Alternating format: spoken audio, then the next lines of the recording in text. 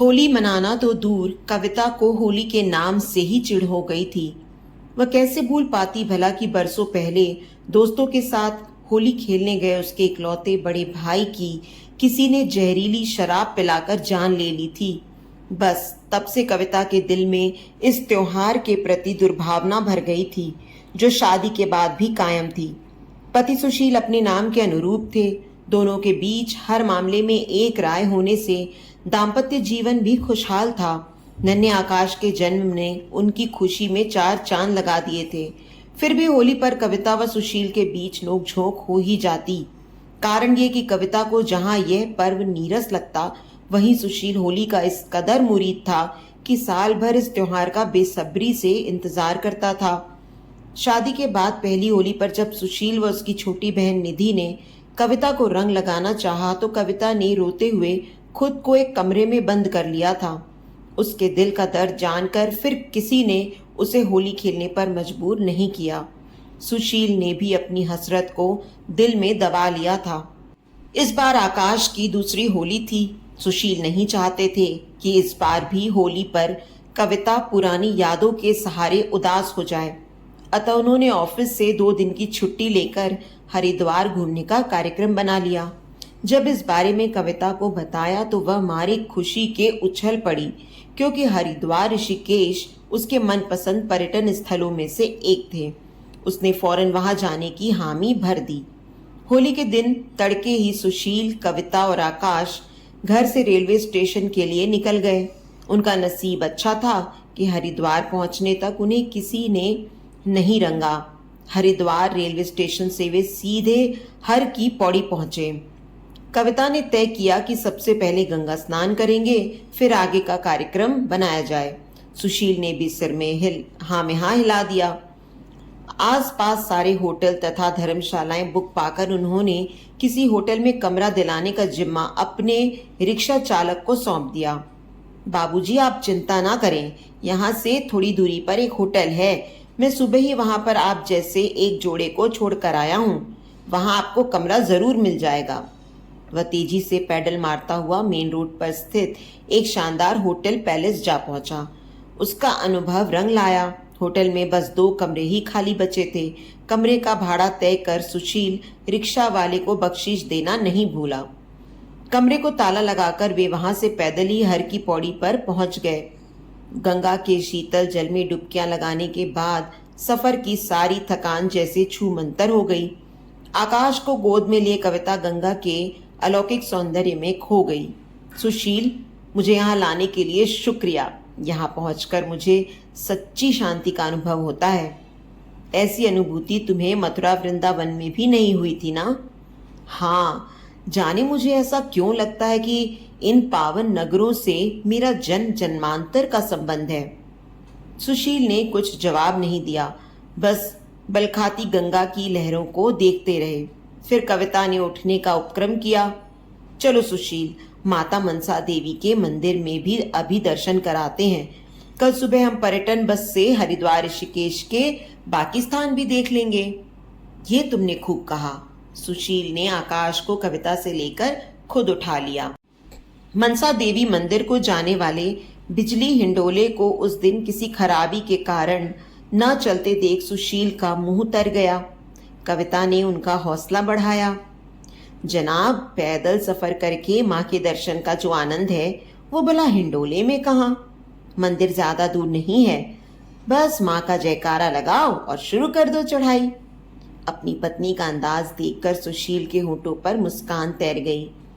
थोड़ा आगे चलने पर वो नींबू पानी बनवाने बैठ गए, जबकि कविता आगे बढ़ गई।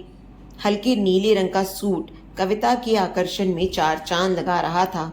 नया सिलवाया सूट उसने खास यहाँ घूमने के लिए पहली बार पहना था। अपनी पत्नी के सौंदर्य पर मुग्ध सुशील उसे एक टक निहारते रह गए। कविता का उत्साह देख उन्हें खुद पर गर्व हुआ कि होली पर पत्नी को यहाँ लाकर उन्होंने सराहनीय काम किया है। माँ मनसा का स्मरण करती कविता अपनी धुन में आगे बढ़ रही थी।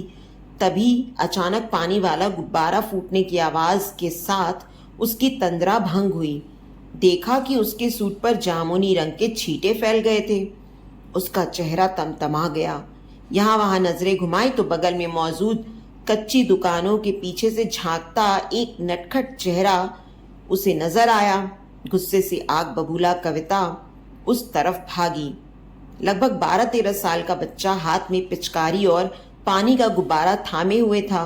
कविता को अपनी ओर आते देख उसने भागना चाहा, पर वह एकदम उसके आगे आ खड़ी हुई।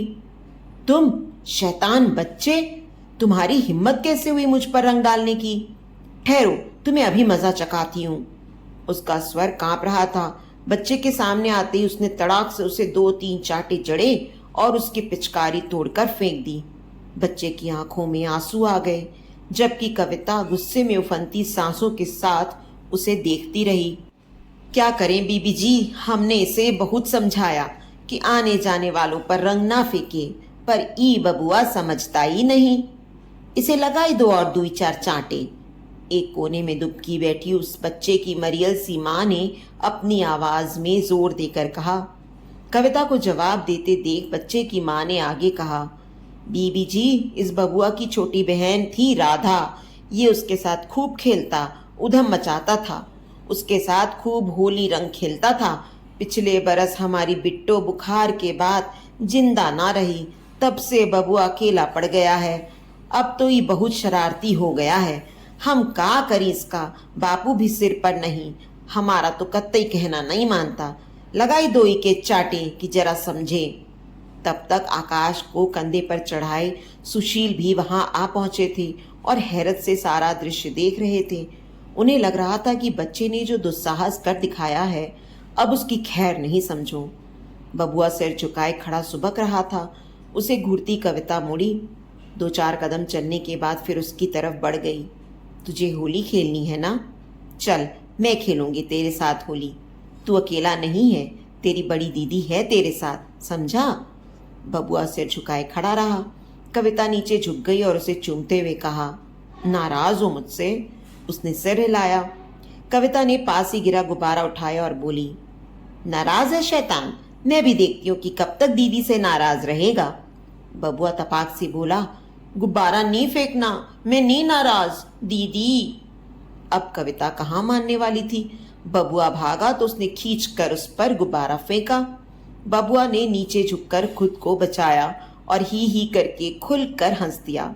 फिर उसने अपनी माँ के पास रखा गुलाल उठाया और कविता की बाहों पर मल दिया। कविता ने उससे गुलाल लिया और वहां पहुंच चुके सुशील के गालों पर मल दिया। अपनी पत्नी में आए परिवर्तन को देखकर सुशील की आंखें भी नम हो चुकी थीं। कविता बबुआ की माँ के पास गई और पूछा, ये स्कूल जाता है? जब से राधा चल बसी है ना, इसने स्कूल जाना भी छोड़ दिया। उसके नाम में सिर हिलाने पर वह बोली, अब से इसे रोज स्कूल भेजना, ये कुछ पैसे रख लो। सुशील ने कुछ नोट उसके हाथ में रख दिए। उस महिला ने बहुत नानुकर की, लेकिन कविता और सुशील उसे रुपए देकर ही माने। वहां से जाते हुए बबुआ भी माँ मनसा देवी के दर्शन के लिए उनके साथ हो लिया। सुशील, इतनी खुश मैं इससे पहले कभी नहीं हुई। आज मुझे एक छोटा सा भाई भी मिल गया। मैंने कोई गलती तो नहीं की ना? कविता की आंखों में आंसू छलक रहे थे।